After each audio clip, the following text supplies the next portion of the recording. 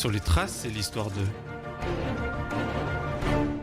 Bonjour à tous et à toutes. Aujourd'hui, nous sommes en direct avec Maude pour le premier direct de l'émission Sur les traces et l'histoire de.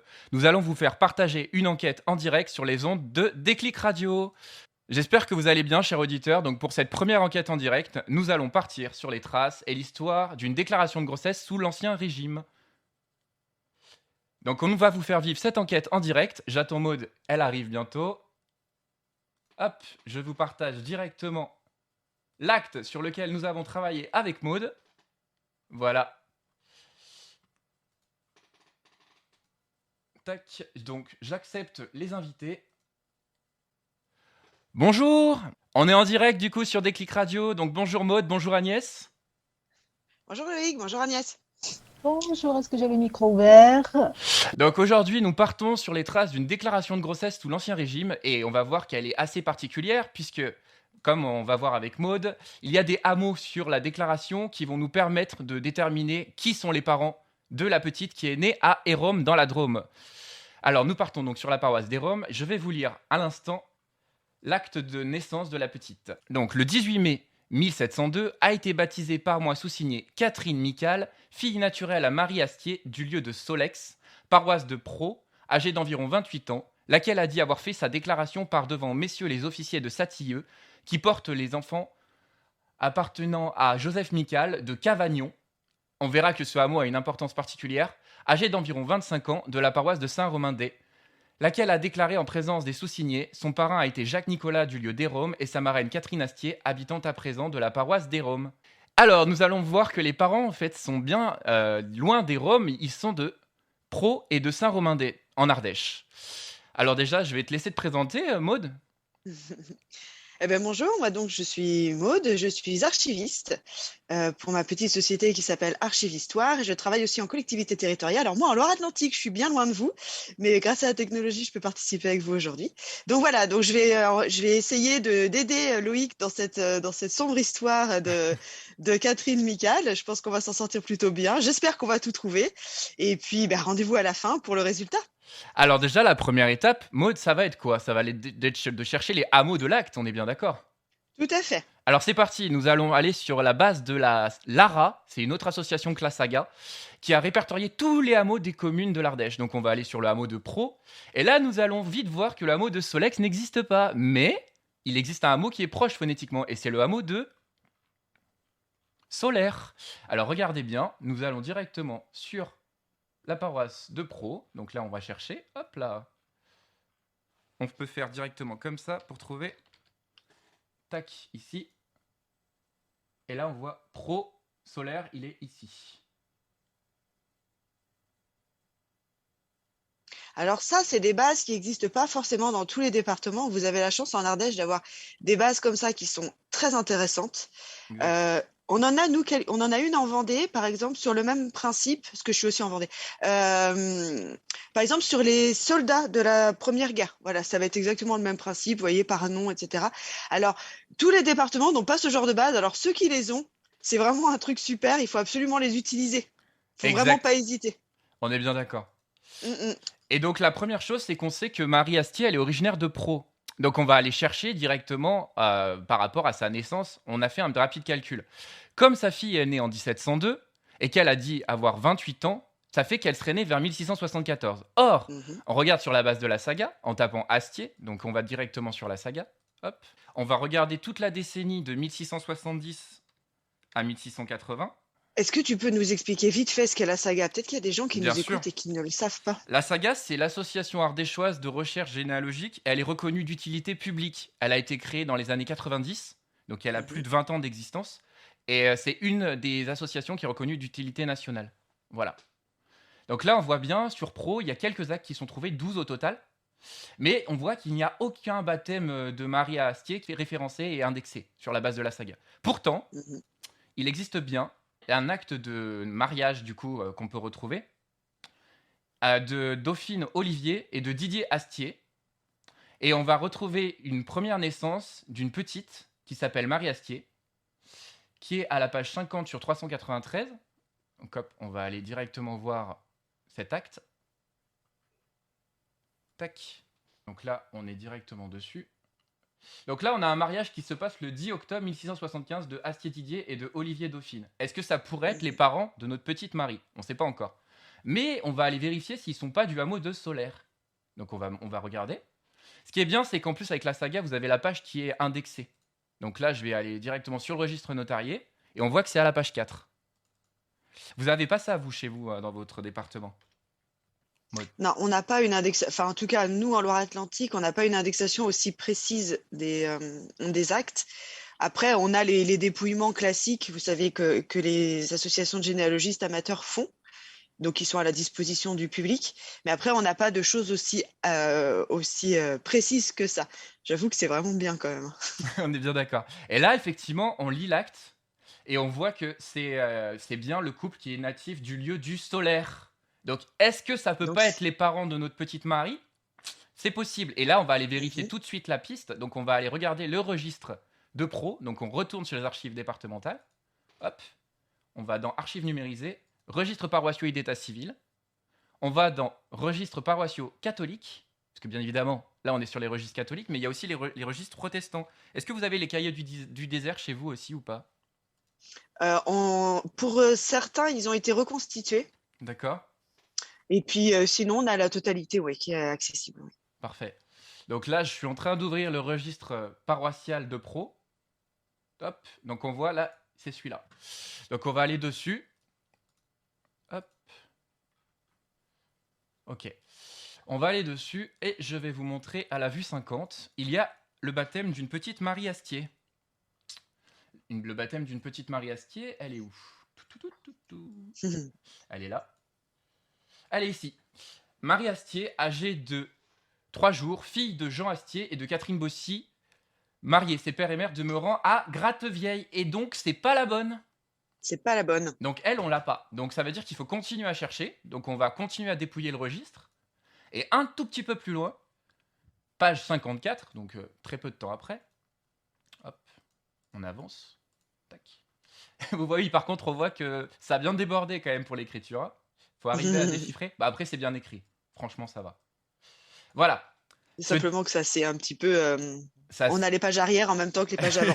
Alors, c'est pas rare dans les registres de cette époque-là, parce que le papier est assez fin. Exactement. Voilà. Donc là, on voit le Ouais. 10 octobre 1676, par moi curé Soussigné, a été baptisée Marie Astier, fille de Didier Astier et de Dauphine Olivier. Olivier, il est mangé dans la marge là. Hein. Mariée, ses pères et mères demeurant au Solaire. Eh ben voilà, la voilà. La voilà, la petite Marie. Et donc son Alors, parrain... Oui. ce qu'on peut se dire aussi, c'est que là, on a un peu de chance aussi parce que sa maman s'appelle Dauphine. Oui. Ce qui est assez pratique parce que Marie, alors des Maries, autant vous dire qu'il y en a des milliers, des millions. Quand on a une Dauphine, c'est beaucoup plus simple pour la trouver aussi. Exactement. Ça fait partie des petits indices qui sont pratiques pour nous. On est bien d'accord. Et donc on voit que son parrain s'appelle André Astier. Il est aussi du hameau du Solaire. Et donc au final, Solex, en fait, c'est une déformation. Hein, c'est bien Solaire le hameau d'origine. Hein. Sa marraine est directement, je pense que c'est Catherine Chaumetier.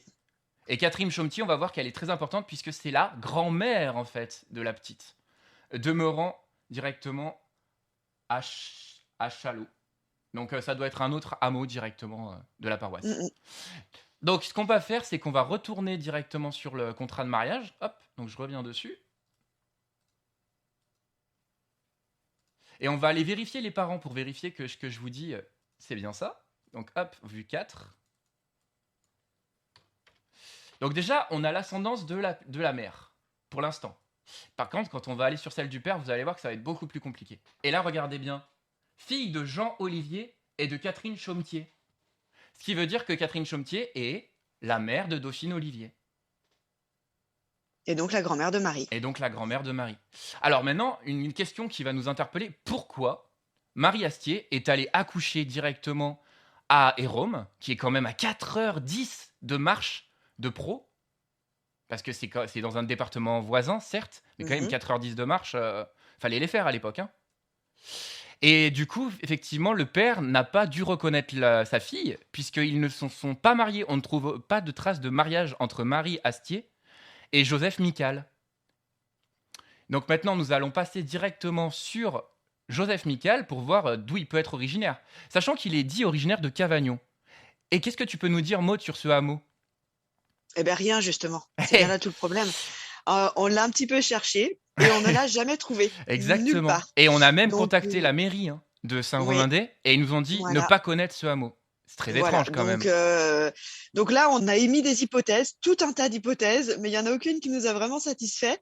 Donc honnêtement, on n'a aucune idée de d'où ça sort. Voilà, Exact. donc Par contre, voilà, si vous avez des idées, n'hésitez pas à nous les communiquer. Peut-être que vous-même, vous connaissez de Cavagnon, et c'est auquel cas, c'est formidable, on est preneur de la réponse.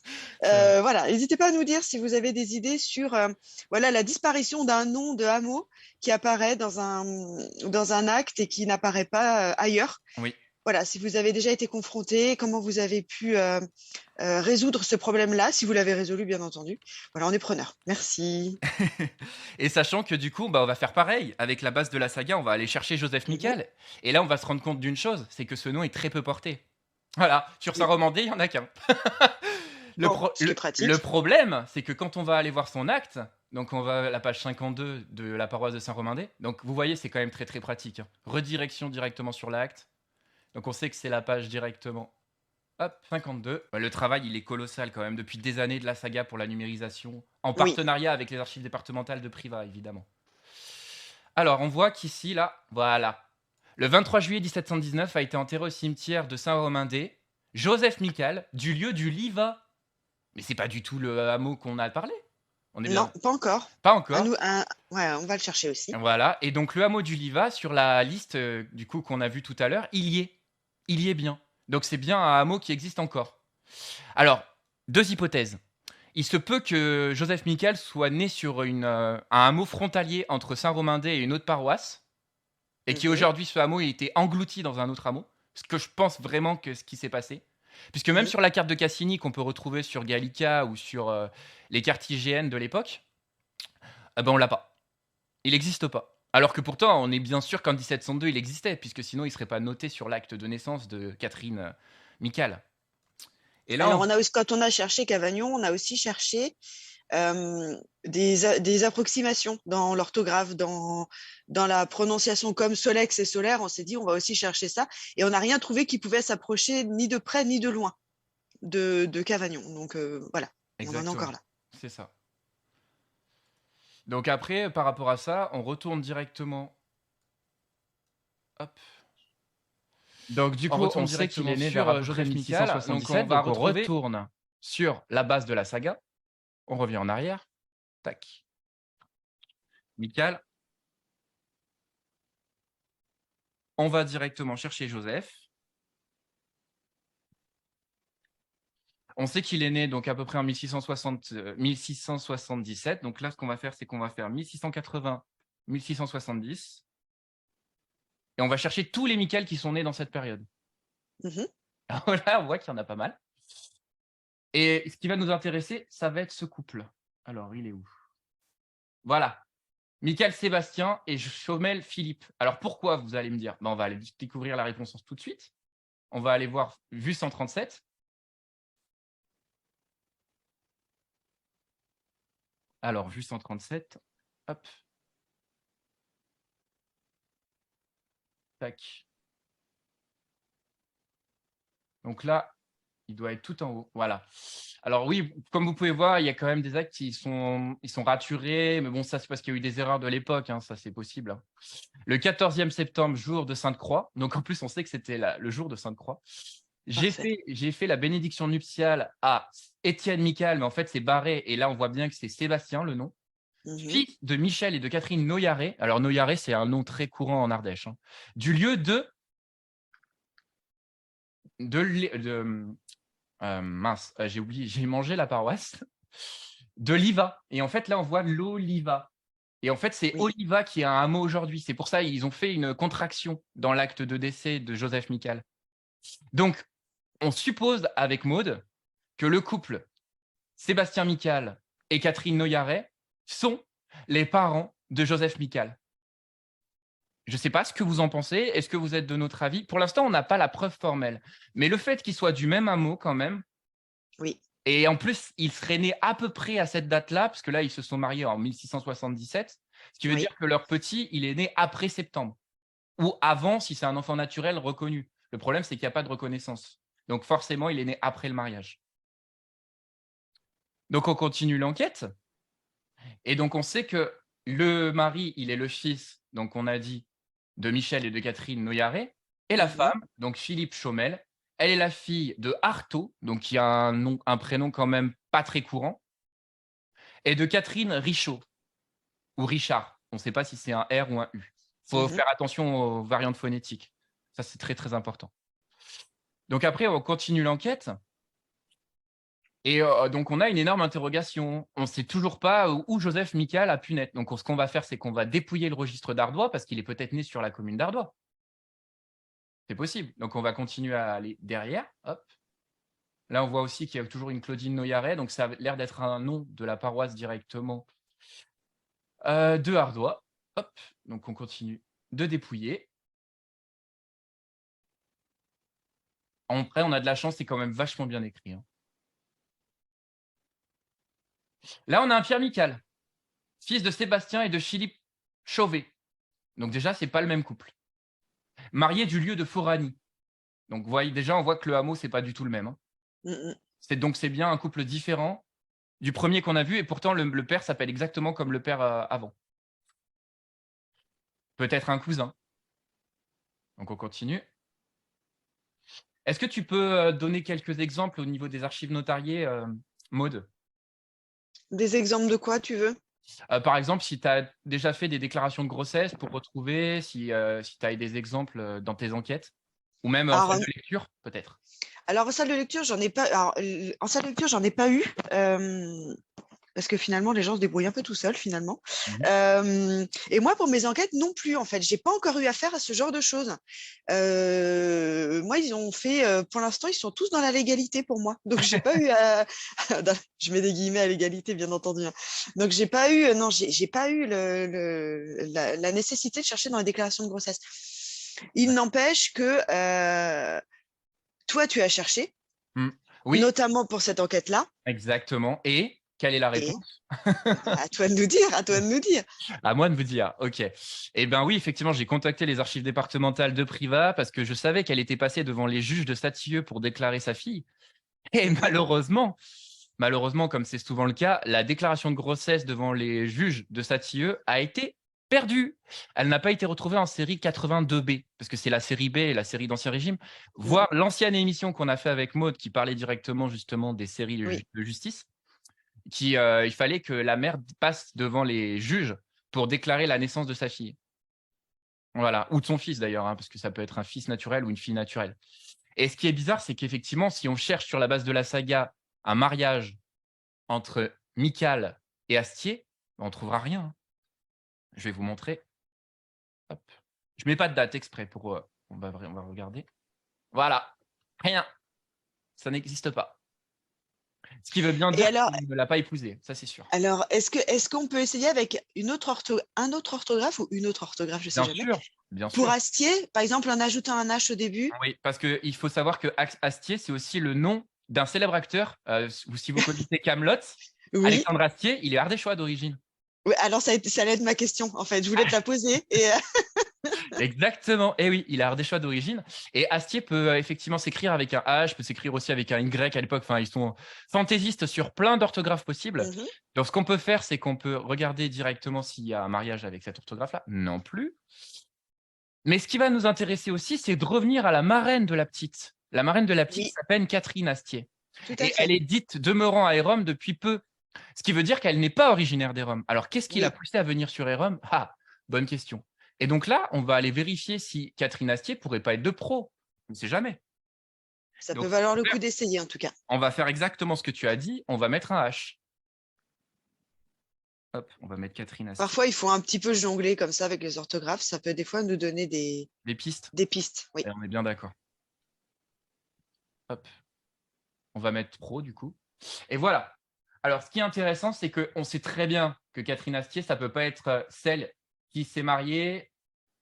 Ta, ta, ta. Celle qui est née en 1640, ça peut être elle. Ça pourrait être une tante, du coup, de Marie. Oui. On est d'accord. Après, on a une naissance. Non, on n'a pas d'autres naissances. On a une naissance en 59, 59, 59, mais on n'a pas de naissance dans les années où Marie, elle est née. Marie, elle est née, donc on a bien dit, en 1676. Oui, Elle est née juste après le mariage de Catherine Bossier et de Jean Astier. Mais pour l'instant, on n'arrive pas à rattacher ce couple à ses parents. Donc ça doit dire qu'ils doivent avoir des arrière-grands-parents en commun, certainement. Mais peut-être. c'est beaucoup plus haut. Oui, bah, de toute façon, c'est quand même très petit pro à l'époque, hein. Donc ce qu'on peut regarder, c'est qu'on va aller vérifier le mariage de Catherine Mhm. Astier et de Ray Antoine. Donc là, c'est un mariage religieux, donc on va aller à la vue 149. Hop, hop, 149. Donc c'est celui-là.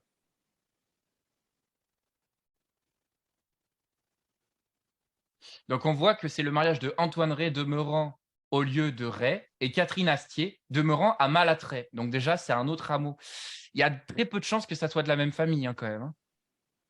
Je pense aussi. En plus, bien évidemment, les actes sous l'Ancien Régime, et ça tu peux peut-être en témoigner, Maud, ils sont rarement filiatifs. Rarement. Et ouais. Et là, il À n'y a notre même grand pas désarroi. ni le père, ni la mère des mariés, hein. Donc ce qu'on peut essayer de voir, c'est effectivement s'ils n'ont pas fait un contrat de mariage. Est-ce qu'ils en ont? Il faut toujours essayer ce genre de Non, choses. Ouais. ils n'en ont pas fait un apparemment. Peut-être celui-là? Non, toujours pas. Peut-être celui-là? Non. Décidément. Alors, on va avoir l'autre couple. On va voir Catherine Astier et Claudel Claude. Donc là, c'est un mariage religieux. Et là, mariage religieux aussi. On va quand même aller vérifier. Vue 111. Hop, on retourne dessus. On va sur la vue 111. Oui, c'est tout. Là, ils sont un peu tout exigus, les actes, hein, on est bien d'accord. Et en fait, il faut savoir que le papier coûtait très cher à l'époque, hein. Oui, Donc, oui, ils je ont vois qu'on. rentabilisé l'espace, quoi. Ouais, tout à fait. Alors, donc on cherche le mariage. Donc déjà, il faut arriver à le repérer dans tout ça. On a la date, on sait que c'était le 17 novembre. 17 novembre, donc c'est celui-là. Alors, on a Catherine Astier de Montplot, encore un autre hameau. Et le hameau de Mhm. Montplot, on l'a vérifié avec Maud en amont, il existe. Il existe encore. Oui. C'est un hameau qui n'a pas été absorbé par un autre. Mais alors, bizarre quand même que le seul hameau qu'on ne trouve pas de cette enquête, c'est le hameau de Encore. Saint-Romain-des. Eh oui. Donc, par rapport à ça, on va retourner sur le registre directement d'art de pro. On va aller vérifier le baptême de Catherine Astier en 59. Parce qu'on avait une génération supplémentaire tout à l'heure. Vous vous rappelez avec le contrat de mariage qui est ici? Oui.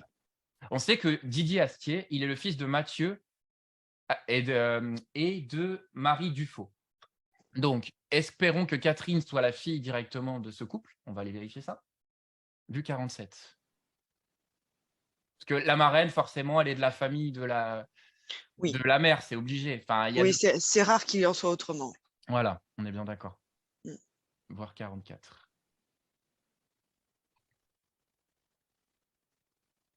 Alors, ce qui est pratique, c'est que là, ils ont mis directement les identités des enfants nés en marge.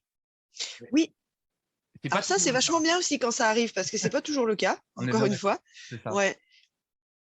Et là, on voit Catherine Astier est née le 10e jour de mai, donc de l'année 1649. Mais là, c'est pas écrit, il faut reprendre tout en haut pour voir l'année. Mhm. Comme il est constaté par hôte, là, j'arrive pas à lire, des registres et par contre, on a Ah, il y a une tache pile dessus. c'est ça, on n'a pas les parents. C'est pratique. C'est très, très pratique. Voilà. Donc elle, on peut pas faire grand-chose avec elle. Donc on va aller Non. vérifier une autre Catherine Astier. Donc toujours, ça doit être toujours la même 221, ça doit être la même. Comme vérifier. Alors là, oui, c'est moins cool parce que là, il n'y a pas les noms et c'est tout à la suite. Mhm. Tout à la suite, ouais. C'est ça. Bon, on voit quand même le début des paragraphes, mais il n'empêche que. 17 mars 59. 17 mars 59. Alors, elle est là. Fille de Simon Astier et de Catherine Durour. Eh ben non, c'est toujours pas le même couple. Donc on va continuer à remonter. Après, ce qu'on peut faire, c'est qu'on va chercher le baptême de Didier, puisque Didier, on sait que c'est bien le père de Marie. Oui. Donc là, on sait que c'est la page. Et on voit bien que c'est un acte incomplet, voire image 47. Hop, tac, 47. L'enquête n'est pas si facile que ça, hein, comme on peut le constater, hein. On est bien d'accord? Non, et puis en plus, quand on arrive dans des années comme celle-là, il faut s'attendre à ce que ça soit bien plus compliqué qu'au 19e, voire 18e siècle. C'est ça. Les actes arrive un moment dans l'histoire où les actes sont très normalisés parce que les lois font qu'on doit mettre telle et telle et telle et telle chose. Avant, en fait, bon, bah, c'est le curé du coin qui fait ça et il fait un peu comme il a envie. Donc, ce qui fait que d'une paroisse à l'autre, en fait, on va avoir des choses complètement différentes. Mhm. Là, je suis en train de suivre sur les réseaux une fille qui est en train de travailler sur un registre paroissial de Sèche. Alors, ça doit être en Maine-et-Loire, si je ne m'abuse. D'accord. Et en fait, c'est un curé qui, lui, en plus de faire son travail, comme là, on fait d'état civil, etc., il raconte tout ce qui se passe Ça, c'est génial. dans la paroisse en même temps. Alors, c'est vraiment super parce que bah, du coup, en plus, on a toutes les petites anecdotes de la paroisse. Donc, voilà, c'est pour montrer, en fait, d'une paroisse à l'autre, en fonction du zèle du curé, en fonction de tout un tas de choses, bah, on a des choses très, très, très différentes. Alors, c'est beaucoup plus marrant, quelque part, que au 19e siècle, où, voilà, où tout est très carré, voilà, où du coup, c'est beaucoup plus facile. C'est plus inhumain. Voilà, là, on est un peu plus dans l'humain, par contre. On est Voilà, bien c'est des choses d'accord. différentes. C'est Mm. ça. Et là, on voit du coup que Catherine Astier, elle a été baptisée le 17e jour du mois de mars. Du coup, et en plus, ce qui est bizarre, c'est qu'il y a marqué le 10e jour de mars et il y a marqué 17 ici. Qu'elle a été baptisée 7 jours après sa naissance. 7 jours après, c'est quand même Ah, beaucoup, hein. c'est beaucoup. Ouais. Ah bon, après, j'ai trouvé déjà une fois 3 mois après quand même un baptême. Ça peut arriver. Et c'est pas forcément des protestants. Alors pourquoi, me dira-t-on? Bah, peut-être à cause des conditions climatiques. Parce que si c'est en plein hiver et que du coup il fait un froid glacial, ils n'ont Tout pas à fait. forcément envie de se déplacer s'ils habitent dans un hameau de la paroisse qui est situé à des kilomètres du Oui. bourg. Alors, je pense que c'est pas forcément par envie, c'est simplement par possibilité. C'est ça, exactement. Ah oui, c'est les deux, on va dire. Ouais, Exact. parce que en général, on essaye de baptiser les enfants très vite, Mm. parce que les croyances religieuses faisaient que si le nourrisson mourait avant d'être baptisé, son âme ne pouvait pas être sauvée. Mm. Et du coup, c'est pour ça qu'on baptisait très très tôt les enfants. Voilà, alors là déjà 7 jours, c'est déjà beaucoup. On est, rappelle-moi le mois, oui, mars, oui, bon. Oui, on est au mois de mars, effectivement. Voilà, ça peut, pour peu qu'ils soient dans un hameau un petit peu isolé, comme tu dis Loïc, voilà, Bah, ça ils sont au retarde hameau un de petit peu La Chava. Donc c'est un autre hameau, encore un autre hameau. encore un autre. On Alors, va faut connaître savoir tous que les hameaux. c'est ça. On va connaître tous les hameaux de Pro. Ah oui, pour les étrangers, il faut bien savoir que Pro, ça se prononce Pro, et même s'il Pour y a un les accent. étrangers. Ben oui, parce que beaucoup de touristes viennent et disent Préau. Et en fait, c'est Moi, Pro. j'aurais dit Préau, Voilà. Et spontanément. voilà, Si tu m'avais pas dit comment ça se prononçait, j'aurais dit Préau. Oui, pour oui. la petite Mais anecdote. il y a un accent sur le E, il faut quand même le Oui, et ils ne savoir. prononcent Donc, pas. Et oui, effectivement. voilà. Je ne sais pas pourquoi, mais c'est comme ça. Ah, des fois, il y a des étrangetés dans la langue, Ah, dans mais la tout langue à fait. locale. Voilà. Tout à fait. Et Saint-Romain-des, c'est pas Saint-Romain-d'Aille, eh bien Saint-Romain-des, pareil. Voilà. Alors après, on continue. Donc, on va aller vérifier maintenant le baptême de Didier parce que pour l'instant, on ne le voit pas. Ah, on a quand même peut-être une dernière possibilité. Ah, on a une On a dernière. Attendez. Catherine Astier en 1640, vue 22. On va aller voir. Hop. En espérant que celui-là soit filiatif et donne les bons parents, mais bon. Il Il y a peu de chance quand même, hein. y a peu de chance. Catherine, c'est vraiment un prénom donné très très souvent, hein. Ouais. Est-ce que tu sais pourquoi? Aucune idée. Non, tu sais pas? C'est une sainte, Bah oui, déjà. déjà. Oui, Donc voilà, non, mais elle est dans le calendrier catholique. Donc c'est vrai. voilà, en général, on va chercher les noms dans le calendrier. Ouais. Après, Catherine, Marguerite, voilà, elle est au mois de novembre. Après, Marguerite, c'est un prénom qui était souvent donné pour avoir beaucoup d'enfants. Ça, je Ah, ne sais pas d'accord. si tu savais. Ah non, j'ignorais. Ouais. Donc, quand on retrouve des Marguerites sous l'Ancien Régime, c'est souvent parce que ça donne signe d'avoir beaucoup d'enfants derrière. D'accord. Et Ah, bah Sainte alors là, Marguerite, super. elle est pour la prospérité, pour avoir une famille nombreuse. Ben voilà. Ah, d'accord. Voilà, C'est bon à voilà, savoir. pour la petite histoire. Après, pour Catherine, oui, je pense que c'est dû au fait que ça soit une sainte, hein, tout simplement. Ah oui, oui, on donnait souvent des prénoms bibliques. Oui. Oui, biblique, on va aller jusqu'à biblique. Allons-y. Alors, Alors, donc là, je lequel? suis directement dessus. Hop, Catherine Astier, on l'a ici. Alors, elle est où? Catherine Astier, le 26 février 1134, fille à Jean et Marguerite. Ah bah tiens. Alors, est-ce que ça peut pas être le couple qu'on cherchait? Et non, puisque nous, on a Didier Astier, fils, donc directement, on l'avait dit, de Mathieu et de Marie Dufaux. Donc, c'est pas du tout Donc ce ça couple-là. marche pas. Donc, on va aller continuer à regarder. Hop, donc on va aller chercher Didier.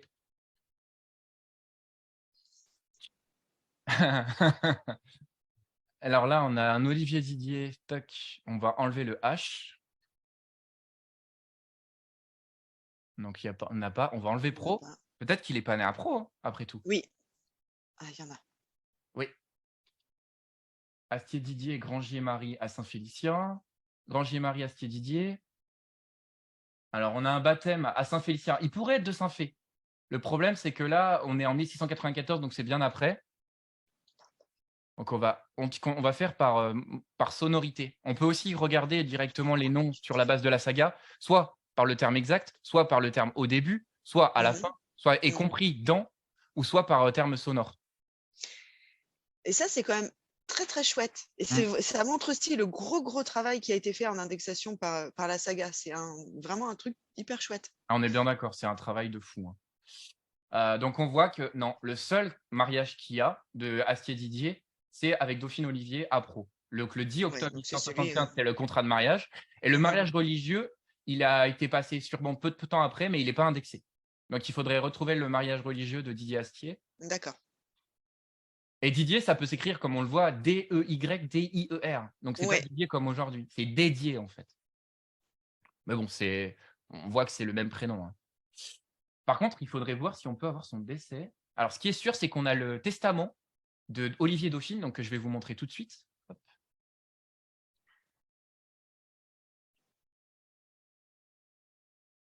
En plus, Dauphine. On n'a pas beaucoup de femmes sur cette période qui s'appellent comme ça. Ouais, je crois qu'on n'a pas beaucoup de femmes sur aucune période qui s'appellent comme ça. En tout cas, par chez moi, je sais pas. Après, c'est peut-être une particularité locale, encore une fois. Bah, ce qui Je est mets des bizarre, c'est réserves, que mais nous, on a le Dauphiné à côté. Alors, oui, est-ce que c'est par rapport à ça? peut-être. Nous, moi, j'ai jamais rencontré une seule dauphine, je vous le rassure. 323. Donc, on va aller direct. Donc, c'est à la fin du registre, comme on peut le voir. Donc, elle est Ah, c'est bien beaucoup plus native. clair, hein, c'est Elle est joli. native de Saint-Félix. Oui, c'est beaucoup plus clair. Mm. Et en clair, on est en 1647. Est-ce que tu le vois là, l'acte? Ici. Donc, l'an 1647 et le 5 mai a été baptisé le même jour par Messire Jean d'Angle. Donc, d'Angle, c'est un nom aussi du coin. Le Ouais. second du nom, prêtre du et curé de Saint-Félicien et de Vaudevant. Son annexe Dauphine Olivier de Pogéco, encore un autre hameau. Fille naturelle et légitime de Jean-Olivier du Galant et de Catherine Chaumetier. Donc, c'est bien celle qu'on Donc recherche. c'est bien là, c'est bien la bonne. Ouais. C'est bien. Et d'ailleurs, je sais pas, c'est une particularité que tu retrouves aussi dans ton département. Ils féminisent les noms de famille des mères. Ah non, Ah j'ai bon? jamais remarqué ça. Non. D'accord, donc c'est typique de chez nous alors. Bah, donc en fait, c'est Catherine Chaumetier, mais là, il l'appelle Chaumetière. Il féminise son nom. C'est marrant ça. Oh, ouais, c'est une particularité qu'on a. Je pensais que c'était possible dans d'autres départements aussi. Bah, ça doit J'ai l'être, jamais hein, remarqué ça. mais peut-être que ça dépend des paroisses aussi. Mhm. Marié, habitant pour lors de la pause, paroisse de Saint-Félicien. Ce qui veut dire que quand sa fille est née sur Pro, elle a bougé de hameau et elle a changé de village. Mais c'est pas très loin, hein, Saint-Félicien, c'est une commune limitrophe. Ouais, d'accord. Donc elle a pas fait 10 000 km, quoi. Non, clairement pas. Ça doit être quinzaine maximum. Mhm. Mm. Là, donc, on voit que la marraine, enfin, attention, n'ayez pas peur par rapport à l'orthographe. Ça s'écrit pas du tout comme ça, mais c'est surtout qu'il faut savoir que l'orthographe n'est pas fixe à l'époque. Non, non, tout à fait. Donc, marraine, là, ils ont écrit Mérène, en fait. M-E-2-R-E-N-E. Marraine, Gabrielle Olivière. Donc, Mhm. Gabrielle Olivier, Encore une fois, présent. ouais. Jean Seignoux, Guillaume Olivier. Et le parrain a été Jean Fort, Grangier de Charentais. Donc, Grangier, ça veut dire quoi exactement, Maud? Aucune idée. C'est en Je fait. connais pas ce mot-là. Ah, tu connais pas ce mot-là? En fait, c'est Non. qu'il s'occupe directement d'une grange, tout simplement. Et c'est celui qui s'en occupe pour un seigneur ou pour quelqu'un d'important. D'accord. Voilà. Ah, j'avais pas rencontré ça, ce métier-là Peut-être qu'on non ne plus. dit pas comme ça chez vous aussi. Hmm. J'essaye de trouver ce qui pourrait s'en approcher par ici. Je continue de chercher. Je fais une petite parenthèse. Il y a Agnès qui nous dit qu'en Provence aussi, on féminise les noms. Ah, exact. Donc, ce qui veut dire que c'est peut-être une caractéristique du Sud. C'est possible. Même si ça va peut-être faire sourire les Provençaux de savoir que l'Ardèche est dans le Sud. Mais oui, on est quand même, on est quand Alors, même dans le Sud. De mon point de vue, l'Ardèche est dans le sud. Et peut-être pas du point de vue d'Agnès et de certains auditeurs. Parce que pour certains, au-dessus de Marseille ou au-dessus de Montpellier, on est dans le nord, quoi. Ah, nous, c'est en dessous Clermont-Ferrand, on est dans le sud. Tout dépend, tout dépend de sa localisation géographique. On est bien Qu'en d'accord. penses-tu, Agnès, toi, de ton côté? Alors, j'essaie d'avoir le son. On t'entend, Agnès. Oui, oui, on t'entend. Ah, super, alléluia. Bon, désolé, bonjour. Bonjour. Oui, non, effectivement, pour nous, quand on est vraiment Marseillais, on dit que Aix-en-Provence, déjà, c'est le nord. C'est-à-dire à peine 30 km plus loin de Marseille. Donc, vous imaginez l'Ardèche. Je comprends, effectivement. Voilà, mais pour en revenir à la féminisation des noms, en Provence, effectivement, surtout dans les grosses bastides, les anciennes bastides, le nom de famille est très vite féminisé pour dire la bastide Timon, Timone, par exemple, en Mhm. féminisant le nom de famille. Voilà. D'accord. C'était une aparté. Merci est-ce- beaucoup. Merci, Et est-ce que Agnès. tu as une idée, du coup, Agnès, par rapport au fait du hameau de Cavagnon qu'on trouve pas? Tu penses que c'est l'hypothèse qu'on a émise avec Maud ou pas? Alors, moi, je suis arrivée en route et je suis désolée, j'ai pas suivi le début, problème de Ok, son, je d'informatique. reviens rapidement dessus alors. Alors, Alors, on voit que il faudrait là, que je voie tout le déroulé de l'histoire, puisque je suis parachutée dans l'histoire. Moi, j'étais là en tant que spectatrice, mais là, vous bien faites sûr, intervenir. exactement. Maintenant, tu deviens intervenant. Donc, mais je pense qu'il faudrait que je revoie ça sur le replay de A à Z pour Bien savoir sûr. qui est quoi, parce que j'aime bien partir du départ. Mhm. Donc là, Alors, en fait, ce qu'il faut là, savoir je quand on t'écoute. commence directement, c'est qu'on voit qu'il y a le baptême donc de Catherine, Mhm. qui s'appelle Micale, qui est née de fille naturelle de Marie Astier, qui est passée devant les juges directement de Satilleux, ce qui est marqué d'ailleurs les officiers de Satilleux, qui portent l'enfant appartenant à Joseph Micale. Et en fait, ce qui est intéressant, c'est que la mère est plus vieille que le père. Et c'est rarement le cas quand même, hein. Ce qu'on a oublié de dire comme tout à l'heure. Mm, mm. Et, Tout à fait. et on voit que Joseph Micale est le hameau de Cavagnon ou de Caragnon, un hameau qui n'existe pas et qui est de la paroisse de Saint-Romain-des. Est-ce que tu aurais une explication, toi, Agnès? Est-ce que ça peut pas être un hameau qui peut être englobé dans un autre hameau aujourd'hui? Mais même sur la carte de Cassini, on ne le trouve pas. C'est ça qui est bizarre. Alors, moi, je suis pas du tout de l'Ardèche. Oui, bien J'ai sûr. pas fait vraiment de généalogie de ce côté-là. Donc, ça implique le contexte historique, le contexte toponymique des Mm. lieux. Je n'ai pas cette connaissance-là, donc je ne m'aventurerai pas là-dedans. Ceci dit, j'ai vu que les recherches, vous avez essayé plusieurs orthographes, plusieurs Oui. hypothèses. C'est super. En plus, avec le partenariat d'une autre profession comme archiviste, merci Maud d'être à toi, très complémentaire. Voilà. Après, malheureusement, je ne peux pas vous en dire plus sur ce dossier qui ne m'appartient pas du tout et que je n'ai pas pris de A à Z. Je suis désolée de vous casser l'interview, Loïc. Pas de problème, pas de souci. Mais Pas de souci, Agnès. je reprends ça en replay et je vous donne mes commentaires. Avec Merci plaisir, beaucoup. merci à toi. Super, nickel. Du coup, en fait, ce qu'il faudrait voir, c'est effectivement de savoir le hameau de Cavagnon, dans quel hameau il peut être englobé aujourd'hui. Mais même en appelant la mairie de Saint-Romain-des, comme on l'a précisé tout à l'heure, ils connaissent pas. Et même Mais ça, ça les a heurtés parce qu'ils disent ah, mais c'est pas un hameau de chez nous. Bah, pourtant. alors après, quand on arrive à des problèmes comme cela, donc appeler la mairie, ça peut être une idée parce qu'il peut y avoir quelqu'un qui soit là depuis longtemps et qui puisse nous répondre. Sinon, on peut aussi faire appel, si vraiment on est bloqué, aux assos d'histoire locale, Oui. qui, elles, en général, sont très, très calées sur tout un tas de choses. Elles ont souvent fait des études sur justement les toponymies des lieux. Voilà, ça peut valoir le coup, des fois, de les contacter, un petit mail en disant, écoutez, on a trouvé ça, est-ce que ça vous parle? Tout à Souvent, ils fait. répondent parce ils aiment beaucoup, en fait, aider les gens. Enfin, en tout cas, tous ceux à qui j'ai eu affaire, ils m'ont aidé très volontiers. Donc voilà, ça peut être aussi une piste. Voilà, ceux qui étudient l'histoire locale de façon forte, ils ont souvent des pistes parce qu'ils ont déjà eu le cas et ils ont déjà étudié la question. Donc voilà, c'est une autre C'est piste ça. de recherche. On est bien d'accord.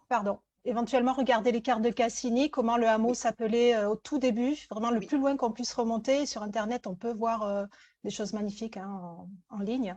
Mm. Donc, peut-être revoir les cartes anciennes sur Gallica, tout On l'a ça. vu, hein, pourtant, on a regardé et on l'a pas Ouais. trouvé. Donc, bon. Bien, ce hameau-là, à mon avis, ça peut être aussi effectivement une grange qui se porte ce nom et qui est sur un autre hameau. Mmh. Mais C'est le possible. problème, c'est qu'on ne le trouve pas. Bon, après, ce qui est sûr, c'est qu'on a quand même une hypothèse par rapport à Joseph Micale.